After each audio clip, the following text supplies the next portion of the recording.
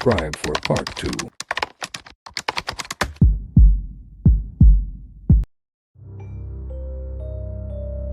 I don't often talk about this. It feels strange even thinking about it. Like pulling at a thread that could unravel everything I've tried to forget. But something in me says that I need to share it. Maybe it's to warn others. Or maybe just to find some closure. I don't know. What I do know is that what happened to me on that cold October night was real. And it changed me forever. It was a few years ago.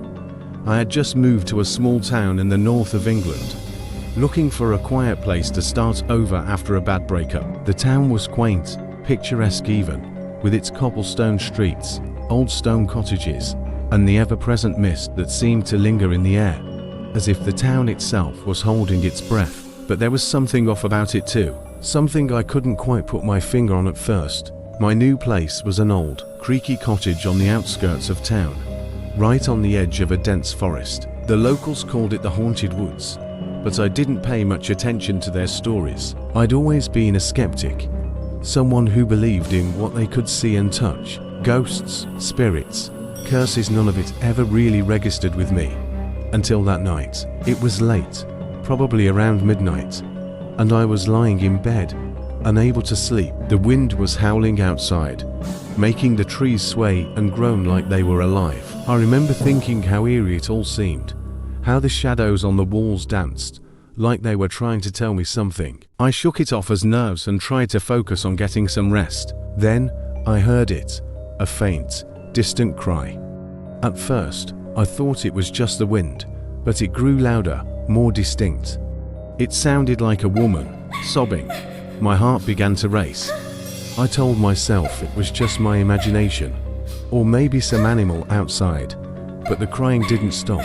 It got closer and closer, until it felt like it was right outside my window.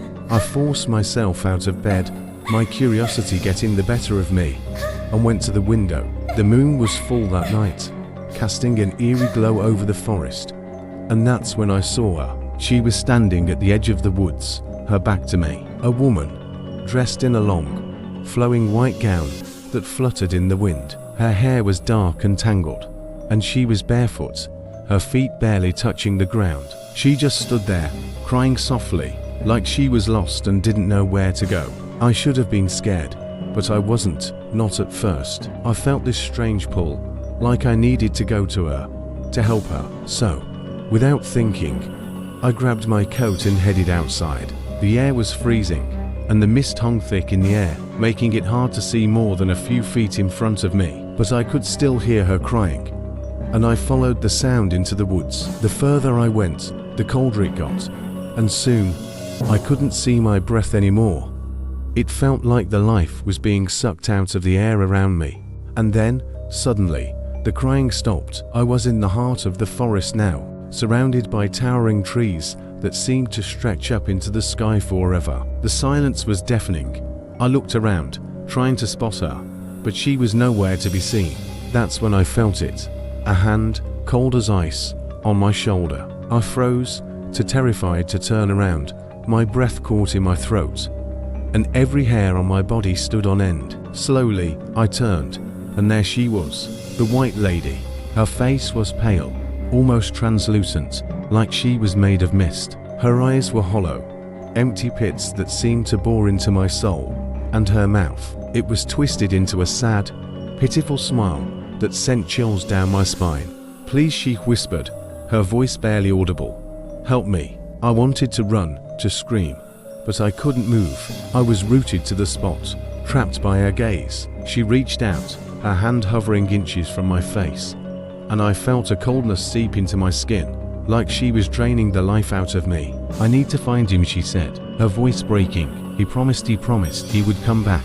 I didn't understand what she meant, but the pain in her voice was undeniable. It was like she was reliving some deep, unending sorrow, and I could feel it too, like it was seeping into my very bones. "I can't help you," I whispered, my voice trembling. "I don't know who you're looking for." Her eyes narrowed, and for a moment, I thought she was going to scream, to lash out at me. But instead, she just stared at me, her expression softening into one of deep, profound sadness. "You will," she said, almost to herself, "you will help me." And then, just as suddenly as she had appeared, she was gone. The air around me warmed, and the mist began to lift, revealing the path back to my cottage. I stood there, trembling, for what felt like hours, trying to make sense of what had just happened, but I couldn't. None of it made any sense. I stumbled back home, my mind racing. I didn't sleep that night, or the next. I kept hearing her voice, kept seeing her face every time I closed my eyes.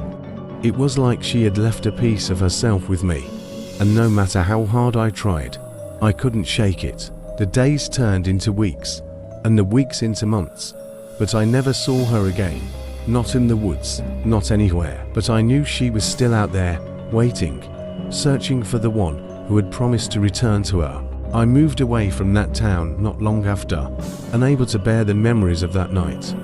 But even now, years later, I can still feel her presence, like she's watching me, waiting for the moment when I'll be able to help her find peace. And I know, deep down, that someday she'll come back for me, because I'm the only one who saw her, the only one who heard her plea. And maybe, just maybe, I'm the only one who can help her find what she's been searching for all these years.